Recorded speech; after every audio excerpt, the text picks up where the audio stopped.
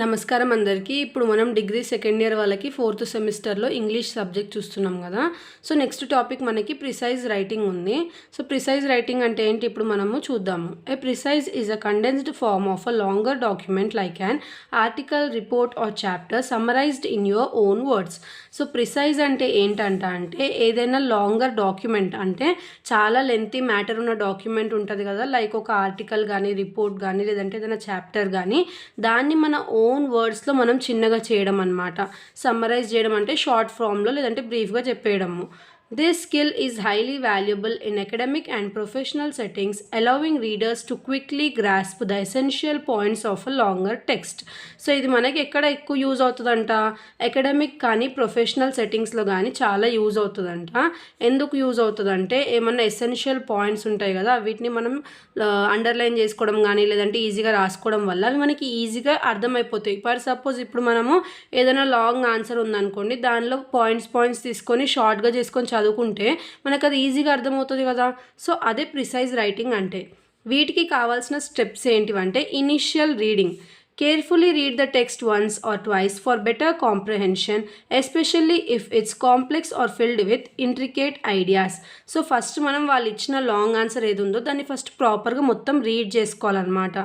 Identify key points. Note down the subject and all the major and minor points related to it. Refer back to the original text to make sure you haven't missed anything important. So first మనం అలా చేసుకున్న తర్వాత ఏం చేయాలి, ఏవైతే important major కానీ minor కానీ important points related ఉన్నాయో అవన్నిటిని ఒకసారి రీడ్ చేసుకోవాలి. రీడ్ చేసిన తర్వాత మళ్ళీ ఏదైతే లాంగ్ క్వశ్చన్ ఉందో మళ్ళీ దాన్ని ఒకసారి మొత్తం కంప్లీట్గా రీడ్ చేసుకొని పాయింట్స్ అన్ని కరెక్ట్గా తీసుకున్నామా, ఏమన్నా మిస్ అయినాయా అనేది చూసుకోవాలి. తర్వాత drafting. Utilize your notes to draft the precise in your own language, sticking closely to the text tone and not adding your personal views. So ఏవైతే ఆ పాయింట్స్ మనం ఆన్సర్లో నుంచి తీసుకున్నామో దాన్ని ఇంకా షార్ట్ చేయగలుగుతామా, లేదంటే ఉన్న ఆన్సర్స్ని మనము మీనింగ్ చేంజ్ అవ్వకుండా రాయగలుగుతామా, మన ఓన్ పర్సనల్ వ్యూ అనేది అక్కడ మనము రాయకూడదు అనమాట. సో అక్కడ ఏదైతే ఉందో మీనింగ్ ఆన్సర్ది దాన్ని చేంజ్ అవ్వకుండా ఆ పాయింట్స్ని ప్రిసైజ్ అంటే చిన్నగా చేసుకొని యూజ్ చేయొచ్చు. Refinement. Remove any repetitive elements. So ఏదైనా ఒకటే సింగిల్ సెంటెన్స్ ఊరికే రిపీట్ అయి ఉంటుంది కదా, సో వీటిని రిమూవ్ చేసేయచ్చు. Skip tribal details. సో ఏమైనా చిన్న డీటెయిల్స్ ఉంటాయి కదా, అవన్నీ అంత అవసరం లేవు అనిపించేటివి వీటిని స్కిప్ చేయొచ్చు. Exclude examples unless absolutely necessary. So ఏమైనా ఎగ్జాంపుల్స్ వాళ్ళు యూజ్ చేసినట్టుంటే అవి ఒకవేళ చాలా ఇంపార్టెంట్ అనిపిస్తేనే వీటిని పెట్టాలి. అన్నెసెసరీ ఎగ్జాంపుల్స్ ఏమైనా ఉంటే వీటిని మనము ఎక్స్క్లూడ్ చేయొచ్చు. Avoid direct quotes and change direct speech to indirect if needed. So ఏవైతే డైరెక్ట్ కోట్స్ ఉన్నాయో వీటిని అవాయిడ్ చేయాలి. ఇంకా డైరెక్ట్ స్పీచ్ ఉందో దాన్ని ఇండైరెక్ట్ కింద మార్చుకోవచ్చు ఒకవేళ మనకి ఇంకా షార్ట్ అవుతుంది దానివల్ల అని అనిపిస్తే. తర్వాత language. Use straight forward and simple language, avoiding slang or colloquial terms. So ఏదైతే స్ట్రైట్ ఫార్వర్డ్ ఉందో అలాంటిది, ఇంకా సింపుల్ లాంగ్వేజ్ ఉందో దాన్ని యూజ్ చేయాలి. Avoiding slang. సో ఏదైతే స్లాంగ్ ఉందో దాన్ని అవాయిడ్ చేసుకుంటూ అని చెప్పి చెప్తున్నారు. Condensation. Keep revising until you meet the specified word count. So ఏదైతే మనం వర్డ్స్ ఉన్నాయో అవి మనకి తగ్గట్టు అంటే తక్కువనే ఉందా మ్యాటర్ మనకు అర్థమయ్యే విధంగా అనిపించే వరకు మనం దాన్ని ఒకసారి మళ్ళీ కరెక్ట్ చేసుకుంటూ నీట్గా రాసుకోవాలి పాయింట్స్ని. టైటిల్.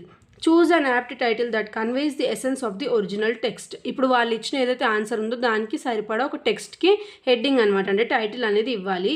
ఆ ఆన్సర్కి సూట్ అయ్యేలాగా ఉండాలన్నమాట, ఆ మ్యాటర్కి సూట్ అయ్యేలాగా. Final review. Correct any errors and create the final version of your precise.